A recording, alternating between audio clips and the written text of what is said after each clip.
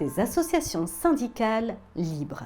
L'ordonnance du 1er juillet 2004 a remplacé les multiples objets possibles des associations syndicales par une énumération bien précise que je vous propose dès à présent. Peuvent faire l'objet d'une association syndicale de propriétaires, la construction, l'entretien ou la gestion d'ouvrages, voire la réalisation de travaux ainsi que les actions d'intérêt commun en vue de prévenir les risques naturels ou sanitaires, les pollutions et les nuisances, préserver, restaurer ou exploiter des ressources naturelles, aménager ou entretenir des cours d'eau, lacs ou plans d'eau, voies et réseaux divers, et mettre en valeur des propriétés. Le recours à une association syndicale libre, une ASL, pour la gestion de services spécifiques dans une résidence-service est possible. L'ordonnance du 1er juillet 2004 permettant la constitution d'une association syndicale en vue de la gestion de services communs. Bon à savoir, diverses formes de sociétés foncières de gestion ont été instituées. Les associations foncières pastorales et groupements pastoraux, les associations foncières agricoles et les associations foncières forestières. C'est principalement dans le domaine des lotissements et accessoirement dans celui des ensembles immobiliers que se développent les associations syndicales libres.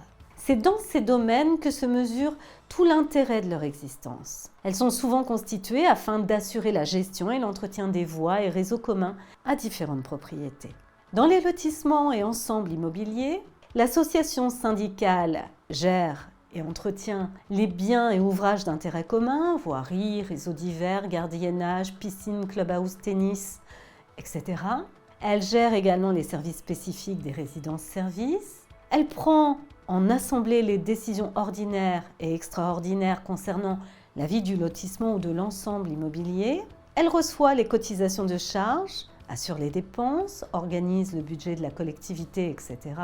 Elle défend la collectivité en justice le cas échéant et elle est tenue envers ses membres de l'exécution des travaux entrant dans son objet. Le Code de l'urbanisme ajoute à cet objet traditionnel celui d'acquérir la propriété des terrains et équipements communs, à moins que ces éléments communs ne soient destinés à être attribués en propriété aux acquéreurs de l'eau ou à être transférés à la commune ou à l'EPCI, l'établissement public de coopération intercommunale.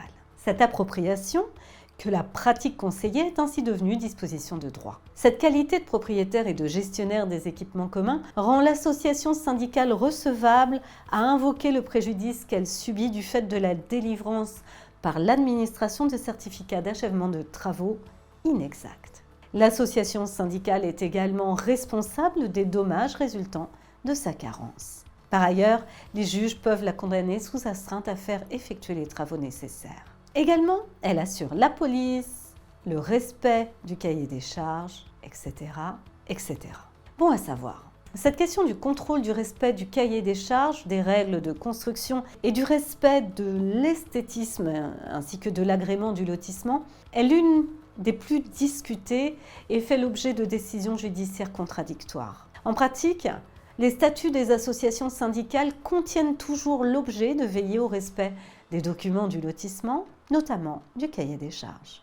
La Cour de cassation a jugé qu'une association de colotis n'était recevable dans son action tendant au respect du cahier des charges du lotissement qu'à la condition d'établir l'existence d'un préjudice collectif distinct des dommages propres à chacun de ses membres. N'oublie pas de t'abonner à notre chaîne pour ne manquer aucune de nos prochaines vidéos. Et surtout, pense à liker si le contenu te plaît. Cette jurisprudence, traditionnelle en matière d'association de type loi 1901, semble donc transposable aux associations syndicales de propriétaires. Cependant, l'association syndicale n'a pas une personnalité civile universelle, comme une société par exemple. Il appartient au statut de chaque association de venir préciser l'objet de celle-ci dans toutes ses composantes. Elle ne pourra ensuite agir que dans la limite de l'objet tel que fixé par les statuts, sans pouvoir prendre de décision étrangère à cet objet. Il est en effet important que les membres de l'ASL sachent précisément quel est son domaine d'intervention. La jurisprudence en tire, de façon disparate d'ailleurs, plusieurs conséquences. Une association syndicale dont l'objet est de gérer et entretenir des ouvrages communs à plusieurs propriétés ne peut pas acquérir une parcelle sans utilité pour cette mission non comprise dans son objet. Une association autorisée pour l'aménagement d'une voirie ne peut pas valablement avoir pour objet la remise de la voirie à la commune, cet objet n'étant pas prévu par la loi du 21 juin 1865. Une association syndicale dont l'objet est de gérer les voies d'un lotissement ne peut pas prendre de décisions concernant la hauteur des immeubles, ces décisions étant étrangères à son objet. Une association syndicale peut avoir pour objet d'achever les travaux de viabilité en se substituant aux lotisseurs défaillants. Par suite, les propriétaires ne peuvent pas se soustraire au paiement des cotisations votées à cette fin. Elle peut également exercer une action à cette fin contre le lotisseur. Néanmoins, lorsqu'une association syndicale a été constituée pour assurer l'entretien d'une voie privée bordée, par exemple, de plusieurs bâtiments, elle est seule compétente pour faire exécuter les travaux d'entretien et l'aménagement de la voie. Il convient donc de donner aux associations syndicales libres un objet à la fois large et précisément défini, de manière à ne pas risquer la remise en cause de leur capacité juridique, le cas échéant, au nom d'une règle de spécialité aux contours mal définis en l'occurrence. Les documents contractuels des lotissements prévoient très souvent que la propriété de la voirie et autres équipements à usage collectif sera transférée à l'association syndicale libre, dont l'objet comprend cette appropriation, puis la gestion de la voirie et des équipements. Il faut veiller à cet égard à prévoir dans les documents contractuels que non seulement le lotisseur devra transférer la propriété de la voirie à l'association syndicale, mais encore que celle-ci sera tenue de la recevoir, sauf à faire constater son état et à réserver tous ses recours contre le lotisseur. En pratique, on s'aperçoit que, faute de l'avoir fait, de grandes difficultés apparaissent le jour du transfert. Cette prévision est-elle suffisante pour que l'ASL devienne propriétaire de la voirie ? La réponse est à ce jour incertaine. En effet, si la jurisprudence classique enseignait qu'il fallait par ailleurs que le transfert ait effectivement eu lieu et qu'un acte ait été adressé en ce sens, la Cour de cassation a jugé, au contraire, qu'une ASL avait pu devenir propriétaire par le seul fait que ce transfert avait été prévu dans les documents contractuels.